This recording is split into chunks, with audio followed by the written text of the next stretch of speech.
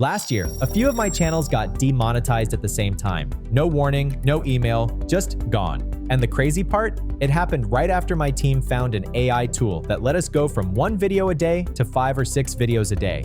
We thought we were winning. YouTube had other plans. I run 20+ AI YouTube channels right now, and after losing real money learning this the hard way, I figured out exactly what keeps a channel monetized while everyone else is getting shut down. Stay with me, because what I'm about to share could save your channel before it's too late. Here's something most creators don't realize until it's already too late. YouTube isn't just cracking down on bad content, they're cracking down on a specific type of content they now have a name for. They call it inauthentic content, and starting July 15th, 2025, they made it an official policy violation.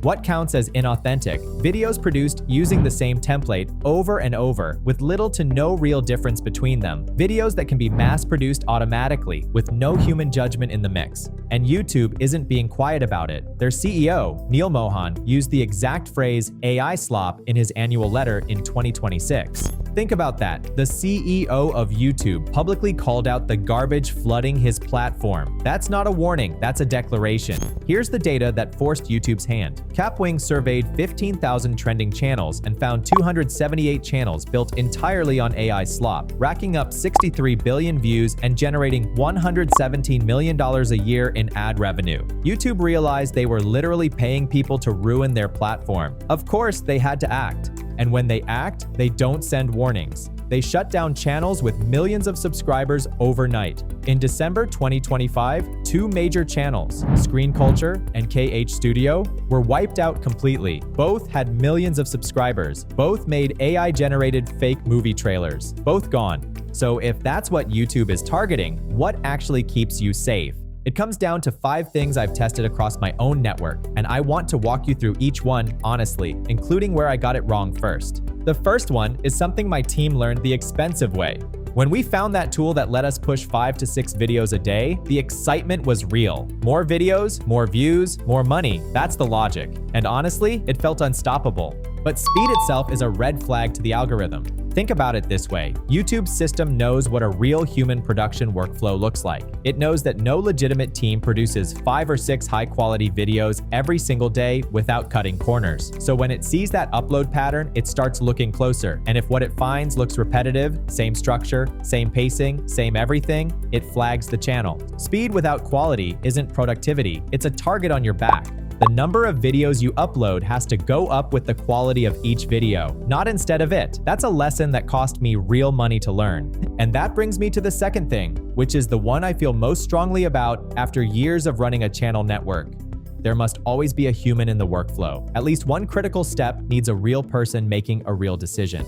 AI can draft a script, but someone needs to rewrite it and add a perspective that only comes from actual experience. AI can generate visuals, but someone needs to decide the rhythm, the emotion, the moment where the cut actually lands. Here's a practical move my team uses right now that makes a big difference. We mix AI-generated footage with real footage from sources like Envato or Google. Alternating between the two makes the video look far more natural, and it breaks the pattern that the algorithm uses to identify pure AI content. On top of that, we vary the visual style within a single video, open with animation, switch to real footage in the middle, end with an AI character. Viewers stay engaged because there's always something new to look at, and the algorithm doesn't get a clean match on the repeating patterns it uses to flag mass-produced content. Every video also needs all the production layers: text overlays, background music, sound effects, a logo watermark, transitions, an outro. Not because it looks good, but because those elements are the clearest signal that a real person sat down and built this, not a machine that just hit export. Here's a real example from my own workflow. When AI generates a script about 5 ways to make money with YouTube, it always writes something like, "YouTube is a great platform with over 2 billion users." My editor's job is to replace that with something like, "I remember the month my first channel hit $0 in AdSense, and I had 50,000 views that month. That's when I realized views alone mean nothing."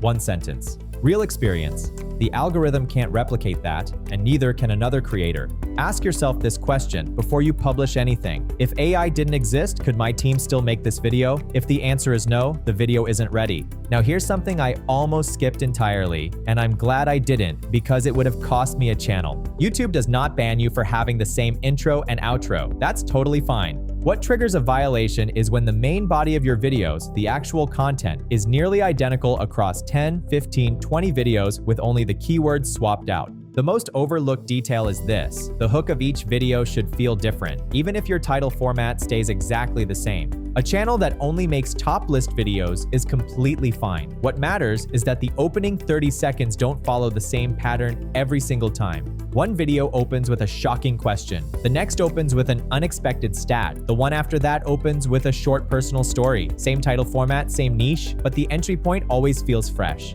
And if you're using TubeMater.ai, this part is already handled for you. Every time you generate a script, it automatically gives you 3 different hook versions pulled from a library of 30+ proven hook templates, so you never have to sit there staring at a blank page, wondering how to open your video. If your first 30 seconds follow the exact same pattern across 15 videos, the algorithm catches that before any viewer does. And the same rule applies to how you close each video. Here's a real example. 2 videos, same niche, same format. Opening A. Most people think posting more videos is the answer. They're wrong. Opening B. I analyzed 47 channels that got demonetized in 2025. They all had one thing in common. Same format underneath. Totally different entry point. That's the difference between a channel the algorithm flags and one it keeps recommending. A quick self-check. Pull up your last 5 videos right now. If the opening always feels the same, you're already showing the algorithm a template. Fix it before it catches up to you. I'll be honest, I ignored this for the first 6 months of running my channel network. I told myself, the content is good, the niche is different, it's fine. Then, one of my editors pulled up our last 10 videos, side by side. Every single one opened with the same 3-second animation, the same music fade in, and the same, "In today's video, I'm going to show you," line. We weren't making 10 videos. We were making the same video 10 times. Fixed it that week.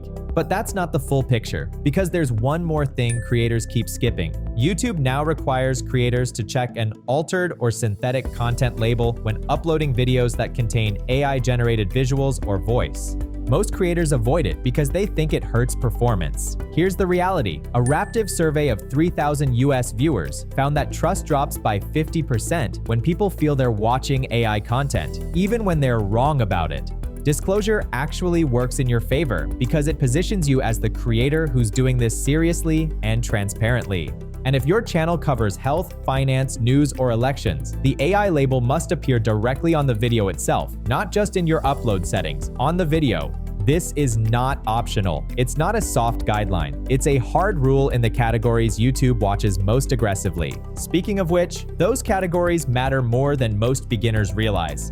Capwing and Search Engine Journal both confirmed the 4 niches YouTube is watching most closely right now: business and marketing, true crime, news and commentary, kids content.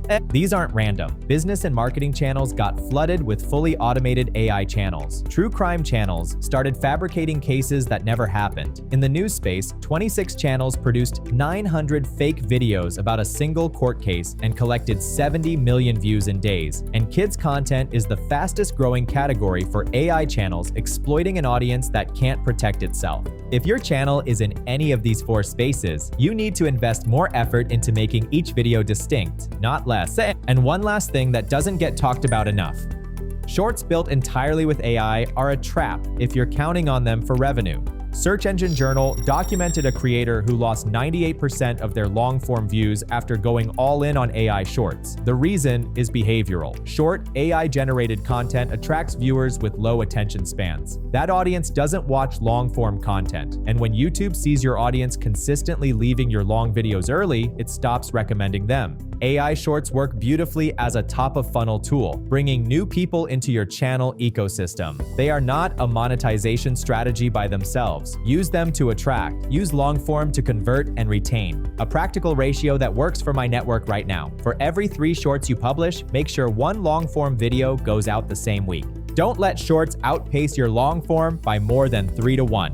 The moment that ratio flips, say 10 shorts and 1 long form, your audience profile starts shifting and YouTube adjusts your recommendations accordingly. So let me bring this together for you. AI is an incredible tool, but it is a tool, not a replacement for actual thinking. The channels that survive long-term are the ones using AI to do faster what they were already doing well, not using AI to skip the parts they never invested in. I lost multiple channels before I understood that, and I'd rather you learn it from this video than from your own demonetization notice. So here's the question I want you to answer in the comments. Which one of these 5 things is your biggest challenge right now? The upload speed, the human touch, the variation, the disclosure, or the shorts trap? Tell me below. I read everything. If this helped you, hit like and subscribe, and turn on notifications so you don't miss what's coming next. I'll see you in the next one.